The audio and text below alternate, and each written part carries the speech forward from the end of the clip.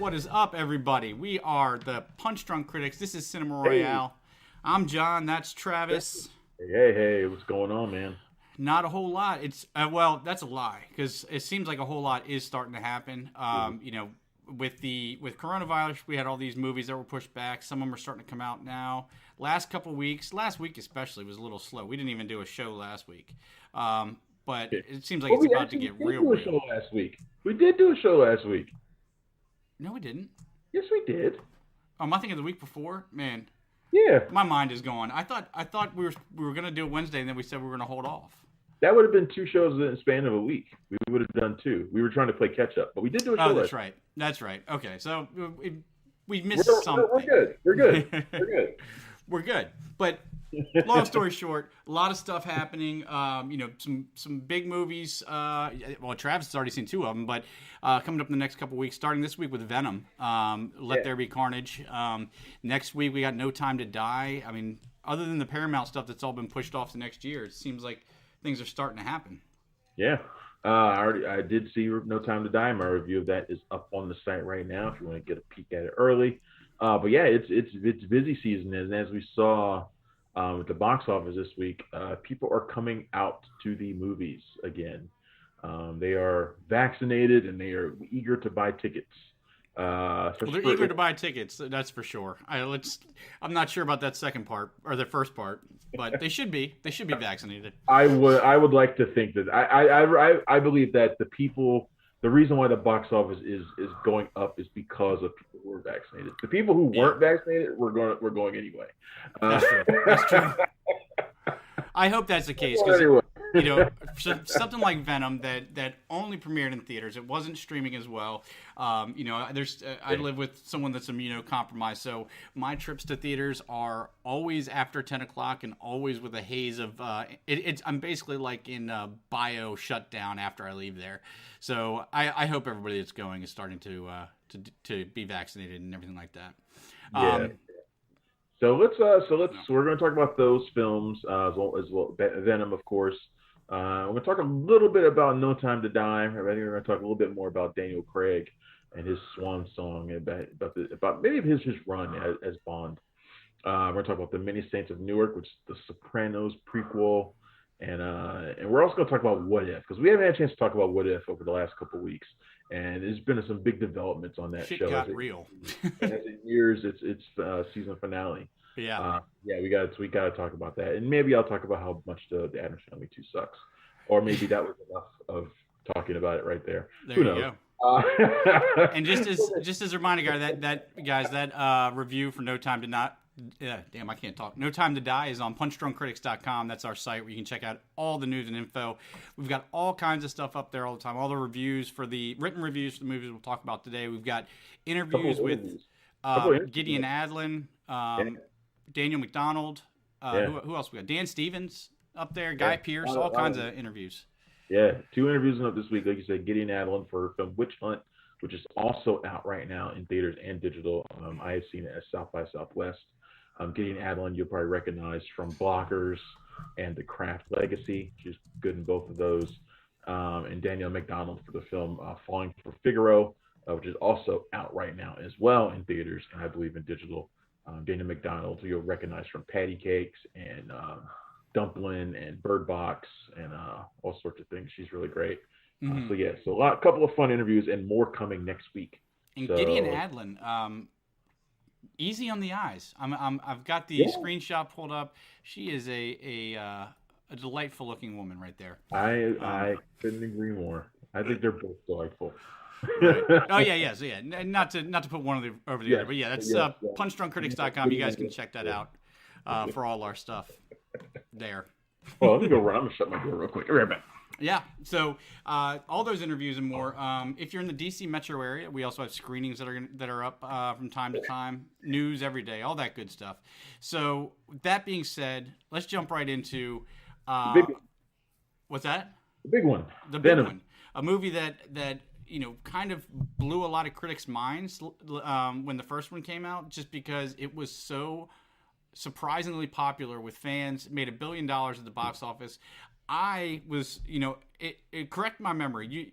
You were pro Venom, right? You liked it. It wasn't didn't blow your I socks was off, but you I liked was it. in the so bad it's good camp, which is where I think most people were with Venom. It's Hmm. not a particularly well made movie, at least I don't think so. Right. But it's so bad, it's so kind of crazy, and I think everybody liked the odd couple dynamic between Hmm. Tom Hardy and Venom. That it was fun. You're able to look past uh, how little sense it made. Right. You're able to look past it.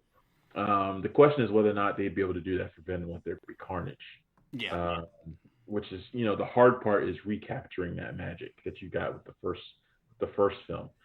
And I think with this one they lean heavier into their bizarre relationship. I mean, I think they go a little bit. They go heavy on that, which is smart. I think that's the best thing. That was the thing Yeah. that worked the most. Then run with it. It was their Um, strength. it was the strength. So this time their relationship is is even more of a roller coaster. I mean, they actually split up at one point and separate because there's a lack of appreciation there. Eddie Brock does not seem to appreciate Venom, and Hmm. Venom wants to go out and kill, and he can't do that the way he wants to. He's tired of eating chocolate and chickens. Hmm. Uh, I actually think when they separate, the movie actually gets really funny Hmm. because Venom's side story is hilarious when he goes off on his own.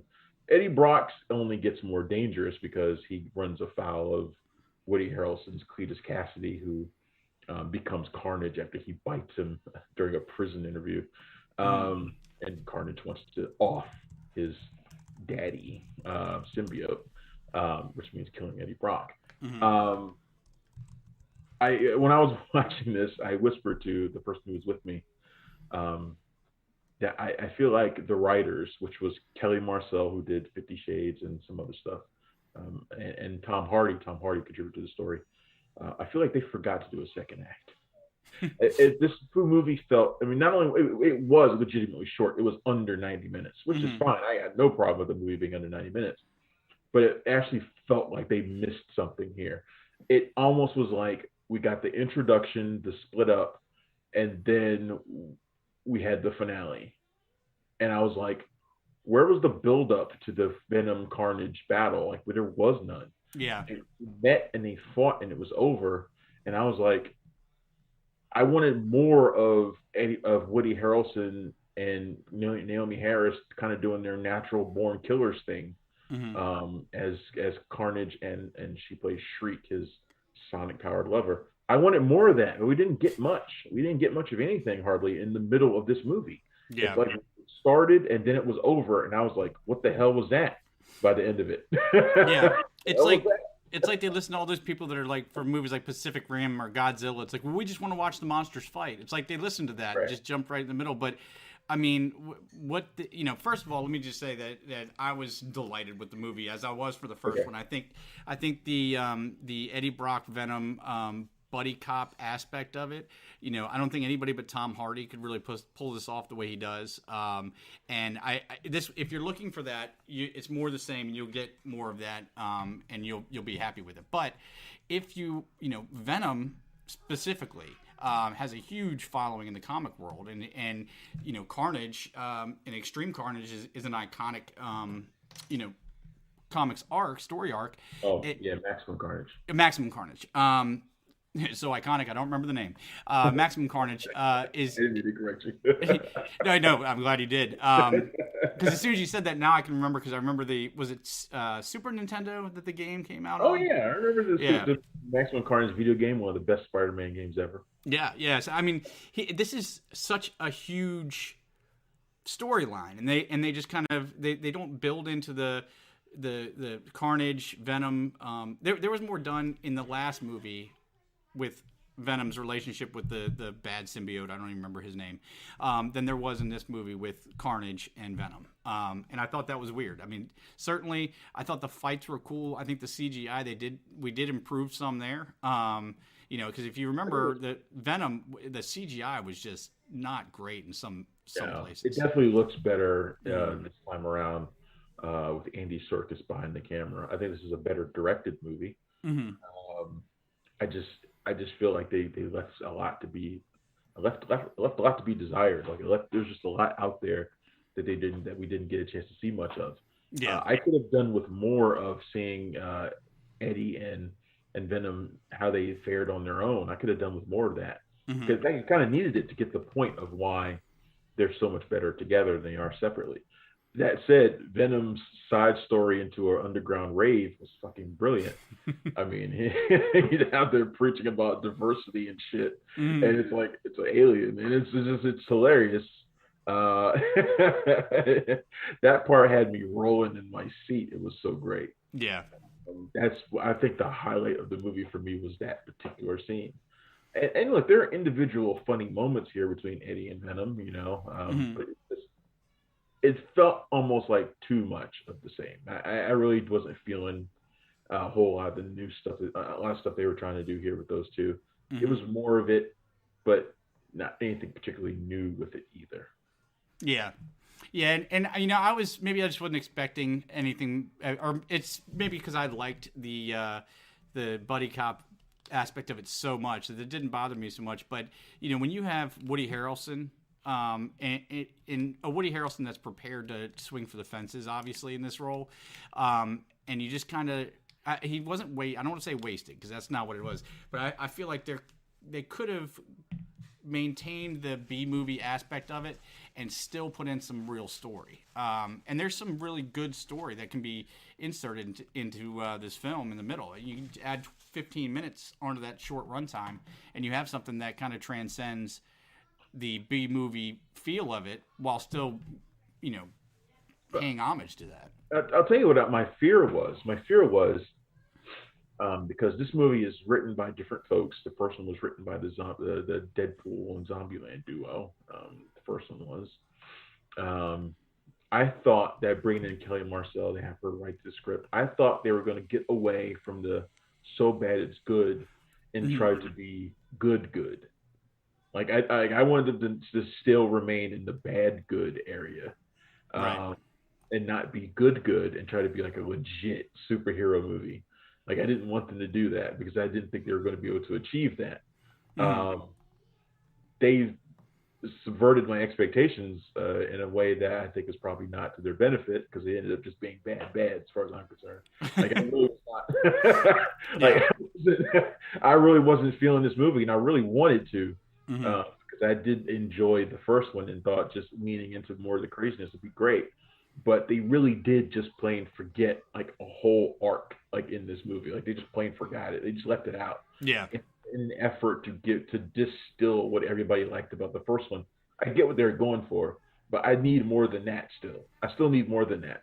It's Yeah. almost like they were they were really just trying to get to that post credit scene, which which everybody Yeah. probably knows about by now, but we are definitely going to talk about. So if you're fearful of Venom spoilers, then you might want to fast forward now about 10 minutes or so or whatever, Yeah. or say this episode until after you watched it. But they almost feel like they were rushing towards that scene Yeah. because the only things I'm going to remember about this movie are Venom covered in day glow and that post credits where we fans get everything that they've been clamoring for a couple years now. Right. Well, before we get to the post credits, just one thing that we can all agree we'll give the movie credit for is ditching the that horrible red wig that Woody Harrelson was wearing at the end of Venom Yeah, One. So that's good. But yeah, I never understood like this. I don't with all the genius that resides in Hollywood, all the creative mojo there. I never understand how they're completely incapable of taking what was good from one thing and then improving on it. It's like if they actually do identify what people liked about a movie, whether it's a remake, a reboot, or sequel, whatever, if they actually identify the thing that people really liked, which they don't always do, but if they actually do find it, then it's all they bring over. It's like, okay, well, we got that part, so we're done. It's like, Right. and that's kind of what you see here. But I mean, that being said, I still had a lot of fun with it. I think, as is wont to happen in this show a lot, when we talk about these movies, I end up not realizing that maybe I don't like them as much as I do because I'm hearing all the things pointed out that I didn't think of. But I did have a lot of fun with it. But that being said, let's talk about the Trading Places ending. What did you think? What did you think about Naomi Harris's shriek? I thought she was kind of wasted, to be honest with you. I like Naomi Harris in anything. I think Shriek would be, because she filled her role. I mean, she wasn't supposed to be anything more than, I guess, Carnage's sidekick or partner, I guess. But more like Cletus's sidekick, because she did not get along with Carnage at all. The Carnage side of him she didn't get along with, because her powers are exactly his weakness. Her powers are all been symbiote weaknesses, which is sonic sound. It was an interesting day. I'll just put it this way, because it was back to back. It was this and No Time to Die. So it was 2 doses of Naomi Harris supporting roles where I wish she could have done more. Yes, but two doses of Naomi Harris is never a bad thing. Let's just agree on that. That's absolutely true. All right, so we're going to talk about the post-credit scene. Spoiler alert. Yes, big spoilers here. So people who've been wanting to see the Venom and the Spider-Man universes crossover, well, looks like they're going to get it. So the post-credits found Eddie and Venom lounging someplace. I don't know, they'd gone away on vacation, some beach somewhere, and Venom begins talking about the knowledge that symbiotes have from across the universe. This vast amount of knowledge. A well-timed conversation. To me sounds like it kind of comes out of nowhere, because never shown none of that in 2 movies. But no particular knowledge. He has practically no knowledge of the Earth. So it's like, so where's his vast knowledge from then? What is he talking about? But they showed a little bit in the first movie, but it really seemed like it was more of like a psychic connection to other symbiotes more than anything else. Yeah, so he has this vast amount of knowledge, and then after he says that, he touches, or he gives Eddie a taste of it, but somehow I don't know if it triggers it or if something else triggers it, but they find themselves warped in a sense, and on the TV is J. Jonah Jameson, the J.K. Simmons version, revealing Peter Parker, Tom Holland version, that he is Peter Parker. Basically the scene that we saw at the end of Spider-Man Far From Home, right? Where he's being exposed as Peter Parker and accused of murder. So they have somehow been transported into the MCU. That's what it seems like. Yeah, that's so the blinding light. That was definitely a multiversal travel thing. They definitely moved somewhere else. And so, what's your take on that? My thought, as soon as I saw like the Flash and everything like that, I was like, okay, well, so this in timeline wise, this lines up right with when Doctor Strange and Peter Parker are doing their little spell, but we don't really know how long that is until Spider-Man comes out. We won't know how long it is between what we saw in Spider-Man Far From Home and him running to Doctor Strange's. Could be right afterwards, in which case it would make sense, but it seems like it would be a little bit longer after that. Right. So it's hard to tell. It might line up more with Loki. I have no idea. I have no idea how they're going to shake all this stuff out. But what I'll say is this: the people around me, as soon as there was that flash, I saw multiple people sit up in their chairs like this. They knew what was coming. Yep. And I knew it was coming too. After I saw that, I was like, "Oh shit, they're actually going to do it." But what's surprised? I think what I was so shocked by was how kind of I was to it. Yeah. Like I thought, I would think that, considering the kind of person that I am, I thought I would be like, "Holy shit, they're doing it!" Yeah. But I'm not actually, because I feel like this was always inevitable. Yeah, you can't have Venom without Spider-Man. I mean, right, you can, but also Sony and Marvel have been working together so closely on Spider-Man already anyway. And I just kind of felt like, yeah, this is going to happen. I just don't know exactly when and how, but it's going to happen. And then when they finally teased it, I was kind of like, okay, that's pretty cool. I'm curious. Yeah, that's the thing that stinks about like the internet age and all that, especially with all, because let's be honest, when we go to see the next Spider-Man movie and we see Tobey Maguire and Andrew Garfield pop on screen, or we see was that maybe neither one of them is confirmed for it still, right? But at this point, if I would almost be more surprised if they didn't show up. So when they do show up, it's not really that moment. It's just like, oh, okay, here it is. This is where we are. Like all of that excitement, all of that jaw drop happens when you see the first rumor article on punchdrunkcritics.com. But so it kind of pulls the air out of most of it. Yeah, it does. And at the same time, this movie teases another Venom movie with Toxin, the villain Toxin. That's who Stephen Graham character appears. Anybody who knows who Mulligan is in the comics, the Stephen Graham cop, he was Toxin, which is another symbiote birthed from Carnage. And he gets teased in this movie as well. And it's like, is he going to be like in Venom 3, or is he going to be part of whatever they're doing with the Spider-Man thing too? I don't know, man. But it's just like, it's a lot. It's a lot. I'm just surprised that I was not more overwhelmed by the whole thing. Like, oh shit, this is going to be awesome. I'm just kind of like, yeah, that's going to happen, and I knew it was going to happen. Yeah. Even the person I was with was like, oh, okay, yeah, no, there it is. Yep. So I checked that off the box, but the only question I really have now is this like a crisis situation where we're going to have the multiverse and everybody's going to be in the MCU now, or more likely, I guess, something will happen in either Doctor Strange, Multiverse of Madness, or Spider-Man, or something that's going to shoot all these people back to where they came from.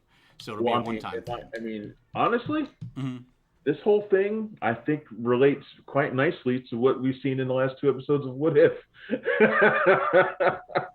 Yeah. Where we do see the return of Doctor Strange, although it is not our Doctor Strange. And there's a lot of multiversal stuff going on in those 2 episodes. There's a lot, actually. And I think at this point, all this stuff fits together. And we're looking at a multiverse war or some kind of thing going on here. That's going to be... and look, we already know that Kang the Conqueror is like the main villain of this phase coming up. That is his thing, is alternate realities and time travel. And he is the perfect villain for this. All these things unite together, so you can't really watch one without the other anymore. I'm just curious to see what's going to happen with Eternals when that comes out next month. Yeah, I guess Eternals is going to be the last one that doesn't mess with the multiverse. But then it almost seems like they're in a weird place. I mean, I don't know. Yeah. But I guess that's as good a segue as anything else to talk about What If. I know we usually do the movies and then TV, but I mean, let's jump into that. I mean, for the record, you're higher on Venom than I certainly am. Yes, yeah. I don't like it, and you do. So yeah, yeah. And I definitely don't like it. I fought with myself on what I wanted to score it because I was like trying to find reasons to give it a positive score. And I ended up not. I just couldn't do it. I realized I just didn't like the movie as much as I tried. And it seems like a lot of my colleagues love it, not just you, but others. Its Rotten Tomatoes score is down in the dumps, or at least it's falling.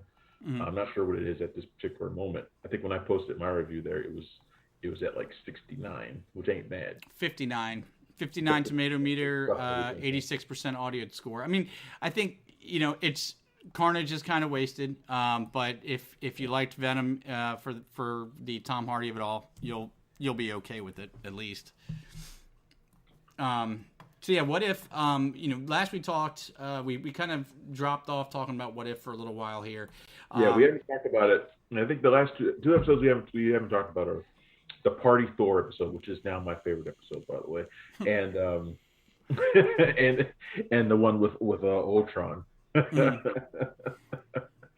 So go ahead. You were going to say. Yeah, no, I was just so we left off really. I think at zombies. So the last time we talked about it, which zombies was fine enough. But since then we saw What If Killmonger rescues Tony Stark, and then like you just mentioned, what if Thor was an only child, and what if Ultron won? Were the 3 episodes that have hit since we talked about it last, and I 7 and 8, the Thor party episode and Ultron 1, was the first time we really saw 2 of these episodes lead into each other, and has one of the coolest visuals that I think one of the things that will stand as the coolest visual of this series is not the Captain America zombie that they were pushing in the beginning, but rather Ultron showing up with all the Infinity Stones on him like bling bling. That was a great scene. However, can we both admit the way he got the Infinity Stones was some bullshit? Oh yeah. There's a lot of convenience going on there. Now it's not just convenience. That was bad writing and just bullshit. It's say, oh, Thanos just happens to walk in and just gets cut in half. What? Yeah. Come on, man. That's nonsense. That was just the writers going, you know what? This story's about Ultron, not Thanos. So let's just. Yeah. I mean, I can see a world in which they were like, let's show how powerful Ultron is right now by doing this, but it's just, there's other ways to do it. There are better ways to do it than have him do that, because he's nowhere near powerful enough to be able to do that to something like Thanos. Yeah. After he had the rings, he might have been able to be powerful enough to do that, but he did not have them yet. Thanos had them. Yeah, this wasn't Happy Thanos from the T'Challa became Star-Lord episode. This is Thanos with some stones. You know? This is Thanos just arriving on Earth to obliterate shit. So that scene actually really pissed me off in an episode that I generally liked. I love stories where the villains come away on top. Sort of like Age of Apocalypse is one of my favorite X-Men storylines. And Executioner's Song is another of my favorite X-Men storylines. These are all stories where the bad guys are in charge, basically. But before that, though, the Party Thor episode I thought was just great. I felt like this series desperately needed some humor, because almost every story is grim and dark. Everything is taking a super dark turn. Like, it's always that. Like, there's no light in any of these episodes. So the Party Thor one I thought was great, because Thor is just having a party and everywhere he goes, shit gets destroyed.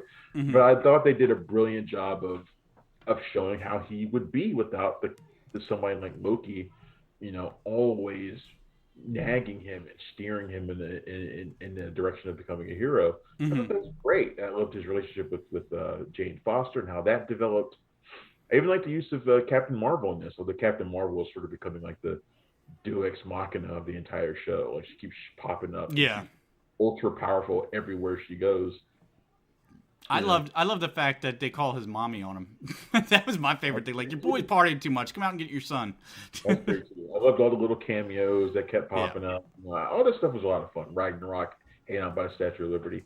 Stuff like that is just a lot of fun, man. I thought this series desperately needed a breath of fresh air, and that was it. I was really happy with that one. And then, of course, it ends leading into the next one with Infinity Ultron showing up. Yeah, fun times are over. Fun times are over. What did you think about the Ultron episode? I thought it was, it reminded me of the serial killer Ant-Man episode, because it's just so dark and everybody's done. And I mean, it literally starts out with half of humanity's already wiped out in a nuclear holocaust. I mean, I thought it was definitely cool, and it definitely hammers home what could have happened if the Avengers didn't win probably one of the lowest rated of the Marvel movies in the Age of Ultron, which I've actually grown to like quite a bit more since it originally came out. It's better now. We compared it to the first Avengers, which is unfair. Yeah. But it's actually pretty good. Yeah, and I don't know, the only thing I don't know how I feel about it is that it seems Clint Barton and Natasha Romanoff are always the two that are left. The two non-superpowered, non-protected people are the ones that always seem to survive and then show up later. I don't know if that's... I feel like that's because they are considered less of a threat. It's always by these characters who are super powerful. They tend to be androids of some kind. They leave the two weakest threats. They probably underestimate them the entire time. And that's right. But what I really liked was that it's not really breaking the fourth wall, but the Watcher becomes involved in the episode. And that's something I didn't think we would see. Jeffrey Wright's performance has been great, but it's been relegated to kind of like a Twilight Zone opening. Can we talk about the Dragon Ball-esque fight that he had with Ultron too? Because that fight was pure Dragon Ball Z. I mean, they're like punching each other through mountains and literally through alternate worlds over and over and over again. It was actually really incredible. I thought it was really well done. Probably the best fight of the entire show so far. Actually, their fight is really good. Yeah, and if you had any questions about the animation styles, that was my main thing when I first saw the trailers. Like I'm so particular with animation styles. I was like, I don't think I'm gonna like it, and then. Watching, I'm like, oh, this actually looks awesome. But then you see in this, and I guess because it is kind of that anime type style a little bit, it lends to that. Dragon Ball Z type of fighting, but it was visually stunning to see. Yeah. And they're bringing back Arnim Zola and all kinds of stuff like that. I thought it was really cool. And then once again, Doctor Strange we see is the linchpin of everything. Yeah, this is clearly the evil Doctor Strange that we saw in episode 3, who was kind of banished at the end of that episode. So it was like he's back, and I remain one of those people who believes that he will be back in Doctor Strange in the multiverse of madness, and possibly in Spider-Man No Way Home as well. I think we'll be seeing more of him, and he will be a centerpiece of all this multiverse stuff that's going on in Marvel right now. That's what I think. Yeah. I mean, we always said Doctor Strange is going to be a centerpiece of this phase, but we never thought it was going to be because there's 2 of them. So yeah, I mean, I've even heard theories that this Doctor Strange that we see in the trailer for Spider-Man is the bad Doctor Strange. That's where I heard it from. I thought it was, but I didn't want to say that and be like, no one. I do think that's the case. I really do. Yeah. So, season finale for What If this Wednesday. Check that out there. And then back to the movie theaters. Movie theaters / TV, I guess. Many Saints in Newark. How long has it been since The Sopranos went off the air? It's been at least 10 years, right? Yeah. Unfortunately, I've been wanting to rewatch The Sopranos. Started in 1999, so that's how long that show started. It ran for 2007. It went to, which 6 seasons, almost 10 years. And if you remember, it was because of their really annoying season release methods. So you'd have one season, and then maybe a year and a half later, you get another season, and then 2 years later, you'd get 3 episodes, and it was just so annoying. But long story short, I haven't been back to watch the episodes. And I kind of wanted to before I watched Many Saints of Newark, and then I just didn't get around to it. So sat down to watch this, and I'm almost glad I didn't. Obviously, being familiar and being intimately familiar with the TV series is going to make this all that much more impactful. But, I kind of like that I watched it without having everything fresh in my mind because I thought I was able to enjoy it more. I can see that. Yeah. I can see that. No, I think I agree with you on that. I didn't go back and watch any episodes of The Sopranos either. I'm not one of those people who loves that show. Like I really remember liking the first 2 seasons, and then kind of being lukewarm to literally the rest of it. But I watched them all, just kind of like I kept watching them, hoping to recapture that feeling I had from the first 2 seasons, and never quite came back. I still liked it, just I don't love it the way I don't have the reverence for it. It wasn't infallible the way that a lot of people make it out to be. There were plenty of boring episodes and there were a lot of storylines that stunk. Yeah, a lot of boring episodes, a lot of dropped storylines, a lot of characters who came and went. A lot of stuff in there that didn't work. But this movie made me want to go back to the Sopranos world really bad. I really loved this movie, which takes place in the 1970s, late 60s and 70s. In Newark, during a racially charged time in Newark, New Jersey, during the riots.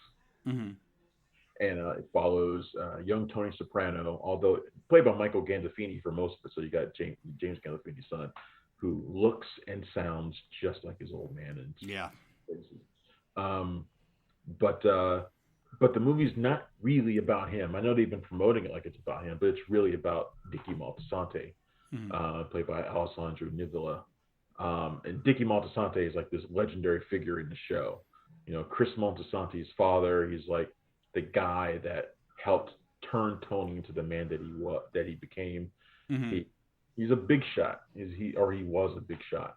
And this movie is mostly about him and his downward spiral. I mean, he drops pretty far in this movie. But I love a good gangster movie. I felt like this probably would have been better served as a series because there's so much that David Chase is doing in it. I mean, there's so many callbacks to the show. It's amazing to watch Dickie Moltisanti because he he mirrors Chris Montalsante so much. They're both hot-headed. They both always take on too much, especially in terms of like women. Like Yeah. they always do too much. They always uh, they always have so much going on that it wears them down. It happened to Chris throughout the entirety of that show. He Yeah. gets increasingly worn down. But you And also it was the catalyst. That stress he'd put himself in was a catalyst for his drug use and on pretty much yeah, every problem he ran into. yeah, and the same thing happened with Dickie, except for Mm-hmm. the drug thing. But it was the crux of his downfall. You know, you get Paulie Walnuts, you get Big Pussy, you get all these guys, you get all these versions of these characters that you've seen and you love, and it just makes you wish you could see more of them at this. Yeah. Not, you get a little bit, and what you get is great, but it just made me want to see more and more of them, and see how they become the people they become. But this movie packs on a lot because it's also dealing with, like I said, the racial aspects. You Mm-hmm. got Leslie Odom Jr. as Harold, the guy who works for Dickie, but there's a fundamental disrespect there between them that becomes a problem later on. You have Dickie's adultery. You have his father, Hollywood Dick Montalsante, played by Ray Liotta, in a dual role. He also plays Big Sally Montalsante, who's in prison and is a Buddhist. You got all sorts of crazy stuff going on in this movie, man. And I was just like, man, there's so much here. And Yeah. it made me remember how, if there's anything that I loved about The Sopranos, and there's plenty, but there's one thing I loved about it, is that it felt so rich. Like there was so much going on. Like David Chase was so great at creating this little world for these mobsters and showing their whole lives. Yeah. And this movie was like encapsulated that so perfectly. And I was like, I wish this was a part one. Yeah. I mean, I'm with you. It definitely felt like it. I mean, even to the point where it felt like a show that had been condensed down to, that the scripts were a show that they were like, we're not doing a season. You got to put this in a movie. But I think that's, part of the problem with The Sopranos and what we were talking about earlier is, suffering from its own success. They have a story that fills X amount of space and they want to keep running it and have season after season. So it gets stretched out and you get the boring stuff in there. But I think we're finally getting to a place in television where we're okay with a show that only runs 3 or 4 seasons. And, nowadays there's, everything's 10 episodes. So, it's kind of sad that they went this way. But, my favorite thing, and the reason why I'm excited to go back and watch the show now is I never understood the love Tony had for Chris Moltisanti. This is a kid that would screw up over and over again, just do everything in the world, and then you grow to know that you don't know why, but he loves the kid and he's going to do anything for the kid, which makes the inevitable conclusion of their relationship even worse. And now after seeing the irony this, of the way this movie starts with Chris narrating after his own death. Yeah, so yeah, narrating a story about the guy who killed him. Yeah, so seeing this and seeing his relationship with Chris's dad and how similar Chris and his dad were, I think that's the main thing that's going to be enriched by watching this movie. But not only that, but also Tony's feelings about his mother, Liv, played by Vera Farmiga in this, wearing a really kind of hilarious prosthetic nose.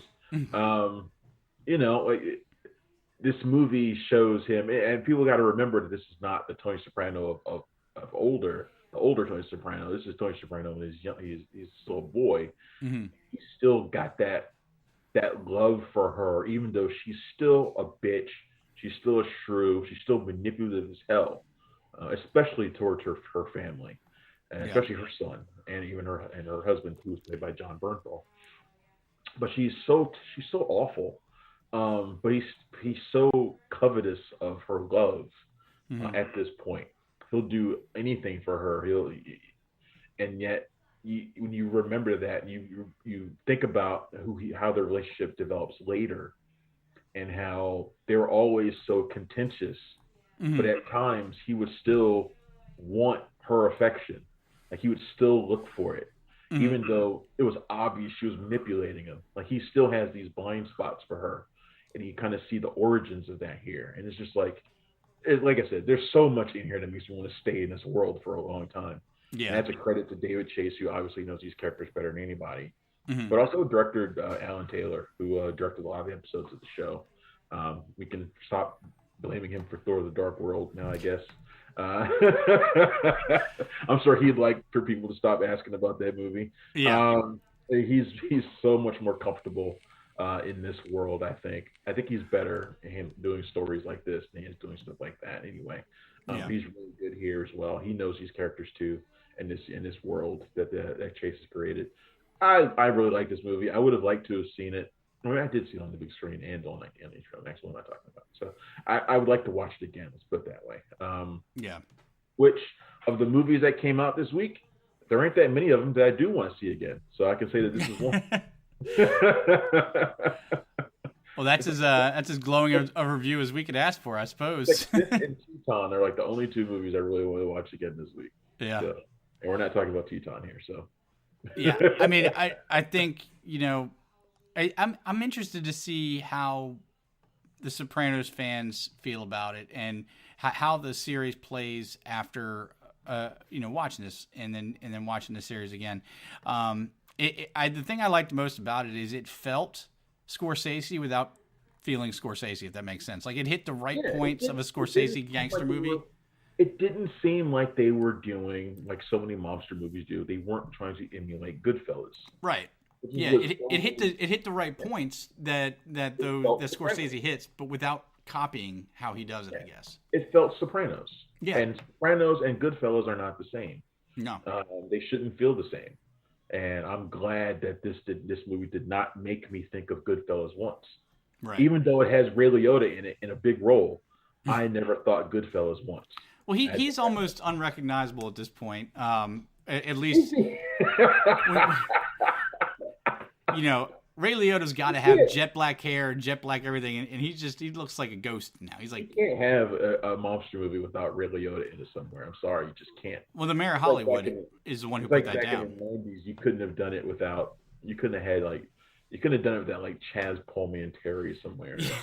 Paul Sorvino, yeah. Right, you cannot have a movie like this. What is Chaz Palminteri doing these days? I don't know. I posted a Bronx Tale GIF the other day for my 365 Days of Film, and everybody started talking about it. So him and Joey Pants, man, those guys showed up in everything. Joe Pantoliano. Joey Pantoliano. Yeah, I guess he won't be back for the Matrix Resurrections. He won't get resurrected. Or Bad Boys 5. But again, Many Saints of Newark, man. In terms of movies that surprised me and how much I felt for them, this is one. So I really was not expecting much. Most of these HBO shows that have become movies have not meant much to me. The Deadwood movie didn't mean much to me, even though I love Deadwood. Right. Obviously, I don't give a shit about the Sex and the City movies. But this is like the best of them. This is the best of them, and I'm really happy that they made it. And I do think it is going to inspire some sort of continuation. Yeah. If some sort of revisit to the world of the Sopranos, whether it's a continuation of the Many Saints of Newark and these characters, or it's going to be bringing back characters from the show, maybe post Sony, because now we don't have James Gandolfini. As long as they stay in that time frame somehow, I'm fine with it. Because I just don't feel like I think The Sopranos was the last modern gangster show that you could have, or gangster movie, even without in the usual terms. I don't feel like it's the same world it was in '99 in the 2000s, where you still had the vestiges of that old world like mafia stuff going on. I feel like it can't exist now for some reason, and maybe I'm really off on that, but I don't want to see a modern day take on this stuff. I want to see them go back and maybe even show us what's going on in the 80s. Take it from there. And everybody wants to see, basically GTA Vice City, Scarface in Jersey. So I'm down with that. We're running up against the end here, but yeah, that's about it. That's about all the show that we've got this week. Yeah, we got Adam's Family 2. It's terrible. There's my review. Don't bother. Next week is No Time to Die. We didn't get a chance to talk about it this week, which is fine. We'll get the chance to talk about it next week anyway. So it's all good. It's probably better to hold off anyway and talk about it then. So that's the big movie for next week. I'm not sure that anything else is bothering to try and come out opposite it that matters. Which is good, because that gives us a chance to do almost like a retrospective of Daniel Craig's time as Bond. I mean, the thing is, and this is all I was going to say about him this week, if we were to talk about it, is, I want to see a what if episode where they show what happens if somebody other than Daniel Craig was cast in that role. Was it just the script? Was it him? Was it a confluence of things? But we are so far. We're in a place that's so different than where we were when Pierce Brosnan let go of the role, and I don't think it would have survived without the changes they made. There's an entirely different approach that they took with Bond under Daniel Craig, but it's also something that I don't think they had in mind until Quantum of Solace failed, and we can talk about next week as well, because I don't think this was their plan from the beginning to do what they did the last few movies. This is something that was a course correction. So we'll talk about that next week. The only other movie I would say we should probably try to talk about next week is Lamb, which comes out from A24 next week. That is the rather unusual horror movie. I'm not going to spoil any of it for anybody who does not watch the trailer or has not heard of Lamb, but it is definitely worthy of discussion. So you might want to talk about that. So maybe we'll do those two movies next week. And then the following week, I'll be at Middleburg, so probably won't be able to do a show, but we'll talk about it. We'll talk about that then. So it's time for us to bounce.